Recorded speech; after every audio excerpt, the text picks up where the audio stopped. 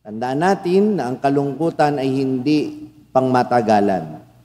Para sa isang Kristiyano, ang kalungkutan ay palaging panandalian lang. Hindi masama na malungkot, hindi natin dapat pigilan ang kapwa natin kapag sila'y nalulungkot. Ang pagdamay sa kanila ay hindi nangangahulugan na kinakailangan natin silang pigilan. Pero tandaan mo, kung ikaw naman ang nasa kalungkutan, sikapin mong alamin ang karunungan ng Diyos sa iyong pinagdadaanan upang humupa at pumanatag ang iyong kalooban. At kung ikaw ay minsang nakaranas ng kalungkutan, huwag mo nawa itong gawing sandata laban sa iba.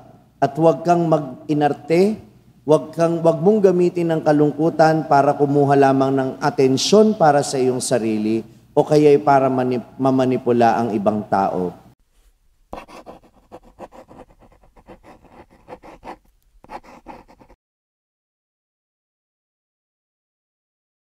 Sumainyo ang Panginoon at sumayo ang mabuting balita ng Panginoon ayon kay San Juan. Papuri sa iyo, Panginoon. Noong panahong iyon, sinabi ni Jesus sa kaniyang mga alagad, "Kaunting panahon na lamang at hindi na ninyo ako makikita. At pagkaraan ng kaunting panahon pa, ako'y makikita uli." Nag-usap-usap ang ilan sa mga alagad. Ano kaya ang ibig sabihin niya? Bakit niya sinasabing kaunting panahon na lamang at hindi na natin siya makikita at pagkaraan ng kaunti pang panahon ay makikita uli? Sinabi pa niya'y, sapagkat paroroon ako sa Ama. Ano kaya ang ibig sabihin ng kaunting panahon na lamang? Hindi natin maunawaan. Naramdaman ni Jesus na ibig nilang magtanong. Kaya't sinabi niya,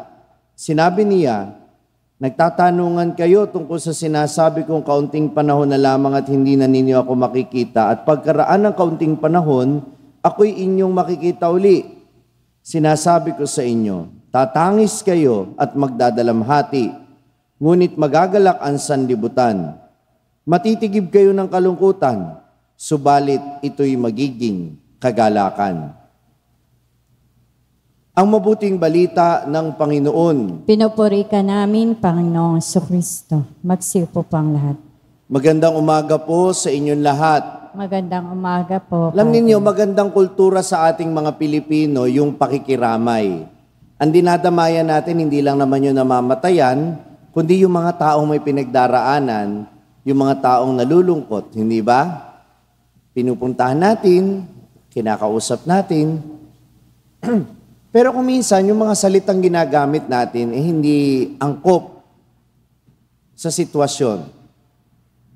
Halimbawa, kita nyong malungkot, umiiyak, sasabihin natin, huwag ka nang umiyak, huwag ka nang malungkot, okay lang yan. Sige nga, palit kayo ng sitwasyon. Ikaw ang magdalamhati, siya magsasabi sa iyo nun. Matatanggap mo ba? Ganun ba kadali yun? Tatanungin ko kayo, masama bang umiyak? Oo o hindi?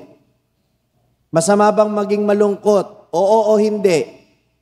Hindi naman pala, ba't natin pinipigilan yung mga nalulungkot?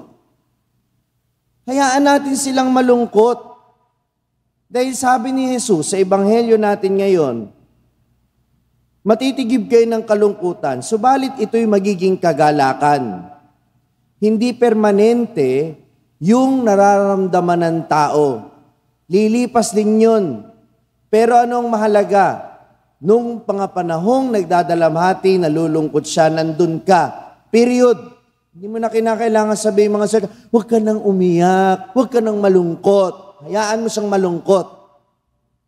Dahil yung presensya mo, kahit hindi ka magsalita, napapawi na yung lungkot. Amen? Yun lang naman eh. Di naman pala masamang umiyak. Di naman pala masamang malungkot. Bakit sa pananalita natin, parang minsan, minamasama natin? Kaya alam mo yun, yung tao minsan, nahihiyang ipakita yung emosyon. Nahihiya na ipaalam sa ibang tao kung ano yung nararamdaman nila. Bakit? Bakit ko pa i-express yung nararamdaman ko kung pipigilan lang din naman ako? Di ba? Igalang natin yung nararamdaman ng bawat isa. Kung nalulungkot, hayaan mo. Kung umiiyak, hayaan mo. Hindi masama iyon. Pero kapag ikaw naman ang nalungkot, huwag mo namang hayaang lagi ka na lang nakalugmok sa kalungkutan. Oo, inirerespeto yung kalungkutan mo. Pero ikaw din naman, piliin mo din naman kung minsan na maging masaya. Hindi ka habang buhay magluluksa. Hindi ka habang buhay malulungkot. Alam niyo ba kung bakit tayo nalulungkot? Alam niyo ba kung bakit tayo hindi matapos kung minsan sa kalungkutan at pagluluksa? Tanong niyo sa akin, bakit? Because we fail to see the wisdom of what is happening in our lives. Ang dahilan, kaya tayo nalulungkot, kaya hindi matapos yung ating pagdadalamhati, ay dahil hindi natin nakikita yung dahilan ng Diyos kung bakit nangyari yung dahilan ng ating kalungkutan.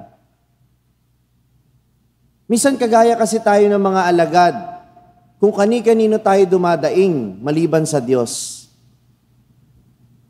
Dumadaing ka kay kumare mo, dumadaing ka sa pamilya mo, dumadaing ka sa kaibigan mo, pero ang tanong, dumadaing ka ba sa Diyos? Yung bang kalungkutan mo, ipinapakita mo sa Diyos? Dinadaan mo ba sa pananalangin ang iyong pagdadalamhati at ang iyong kalungkutan? Baka hindi.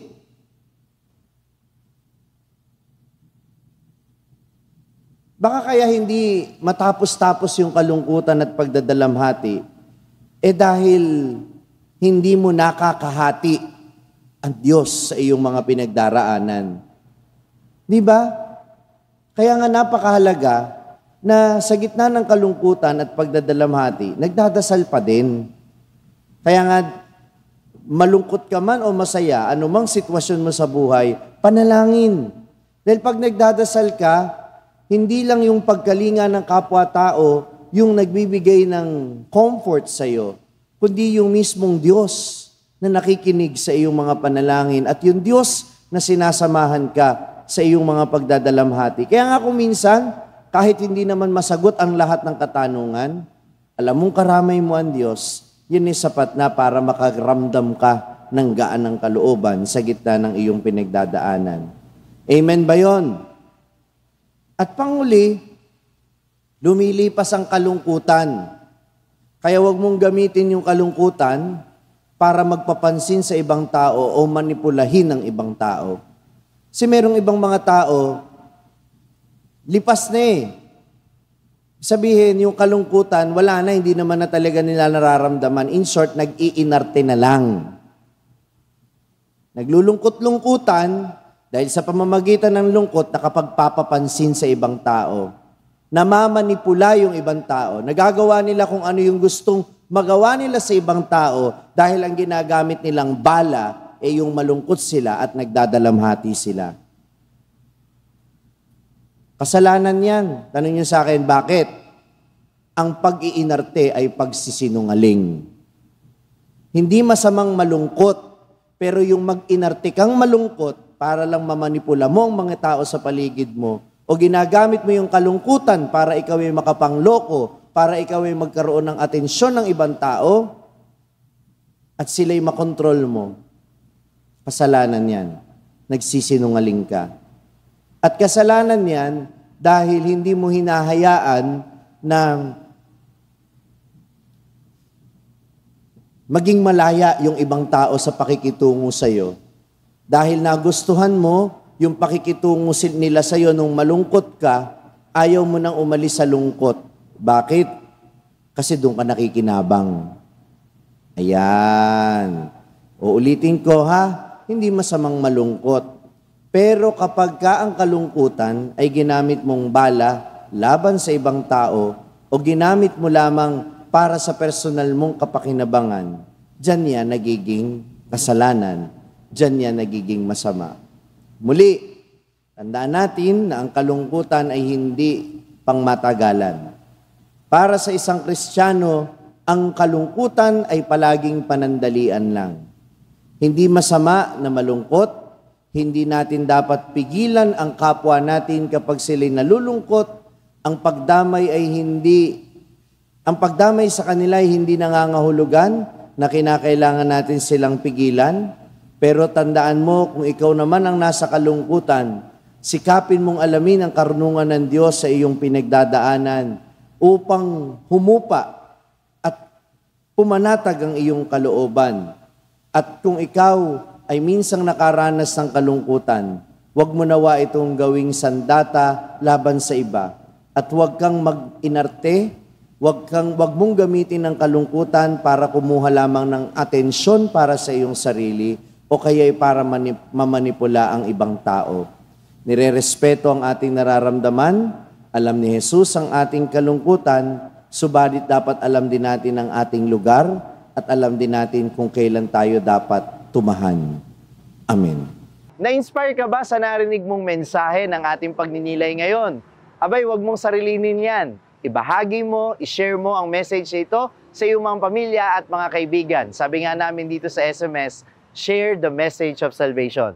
At huwag mo kalimutan na mag-subscribe dito sa ating YouTube channel para manatili kang updated sa mga contents natin. At bisitahin din at i-like ang ating iba pang mga social media platforms sa TikTok, Facebook at Instagram. Hanapin lamang ang Sa Madaling Sabi ni Father Franz Dizon. Mapapakinggan din po ninyo ang araw-araw kong pagninilay sa #1 Catholic meditation app sa mundo na ginagamit na ngayon ng 2 milyon mahigit na mga Pilipino sa buong mundo.